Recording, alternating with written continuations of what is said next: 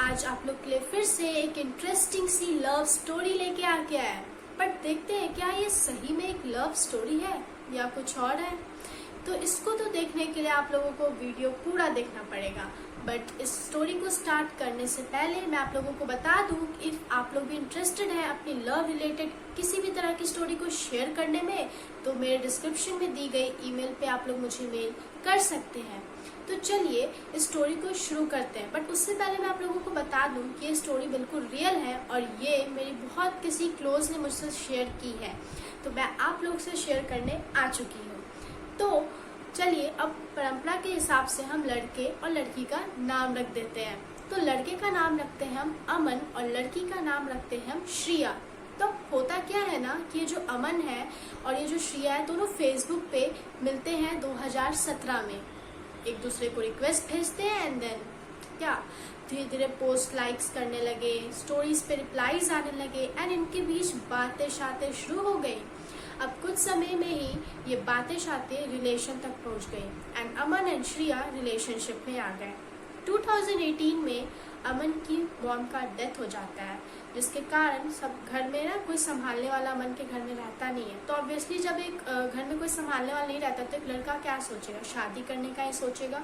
तो उसने फट से श्रिया को शादी का प्रपोजल दे दिया एंड देन 2019 13 जून को श्रिया एंड अमन की शादी हो गई। तो अब शादी होने के बाद सब कुछ महीनों तक बहुत सही चला एंड देन क्या हुआ ना कि अमन को जाना पड़ा मलेशिया, क्योंकि वो एक सॉफ्टवेयर इंजीनियर था और मलेशिया में काम करता था एंड अमन की अर्निंग भी बहुत अच्छी खासी थी। और अमन सिर्फ फेस्टिवल्स पे ही आ पाता था श्रिया से मिलने, और श्रिया जो थी अपने पेरेंट्स से मिलने अपने घर जाया करती थी। और श्रिया की एक बहन भी थी जो अपने पेरेंट्स के घर पे ही रहती थी और उस बहन का एक छोटा बेटा भी था। तो for some personal reasons like उसकी बहन अपने ससुराल में नहीं रहती थी, अपने पति के साथ नहीं रहती थी। तो अब ये जो श्रिया थी ना ये फाइनेंशियली हेल्प करती थी, अपने पेरेंट्स को भी पैसे देती थी एंड अपनी बहन को भी देती थी, क्योंकि ये जो अमन था तो बहुत अच्छा खासा अर्न करता था। एंड जो अमन यहाँ पे क्या किया ना, ये पूरा लाइक डिपेंड हो गया श्रिया पे। अकाउंट सब सारे अकाउंट में ना श्रिया के अकाउंट में पैसे आते थे सारे।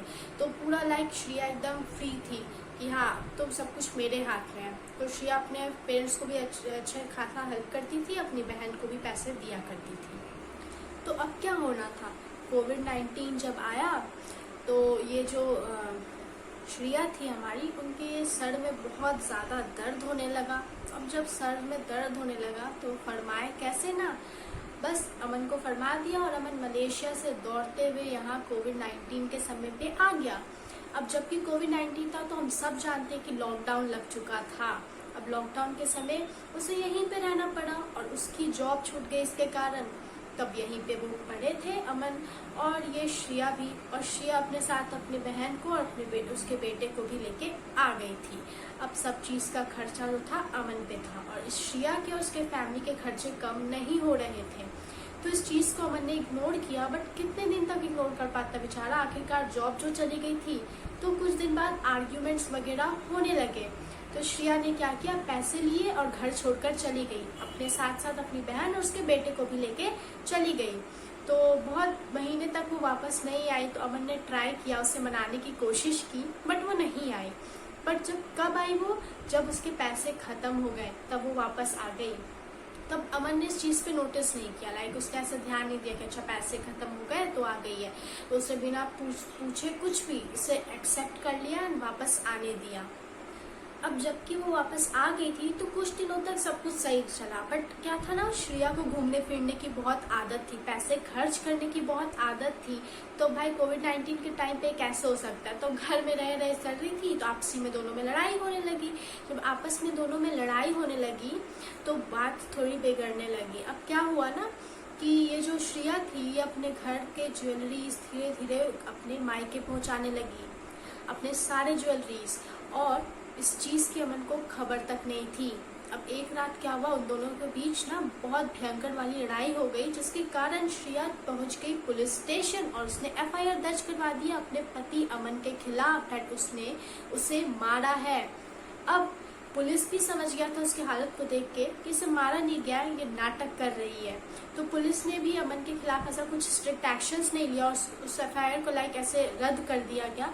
और पुलिस ने भी बताया कि जिस इलाके से ये आई है लड़की, वो इलाके में सारी लड़की वैसी ही ऑलमोस्ट, और वहाँ के बहुत ऐसे केसेस मिलते हैं।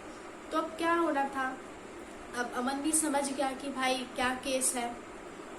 तो अब क्या होना था, इस केस के बाद वो अपने मायके में ही रहती थी और अमन उसको बुलाने का बहुत कोशिश किया लेकिन वो आती नहीं थी। अब हुआ क्या कि अमन को फाइनली कोर्ट जाना पड़ा, वहाँ से वो एग्रीमेंट लेके आया, तब उसके साथ श्रिया रहने लगी वापस से। बट जब सिचुएशन थोड़ा कोविड का जब हैंडल हुआ तो अमन को ना वापस जॉब मिल गई बेंगलोर में और वो वहाँ काम करने चला गया। अब जब वो वहाँ काम करने चला गया तो यहाँ पे श्रिया फिर से अपना कारनामा सारा शुरू कर दी।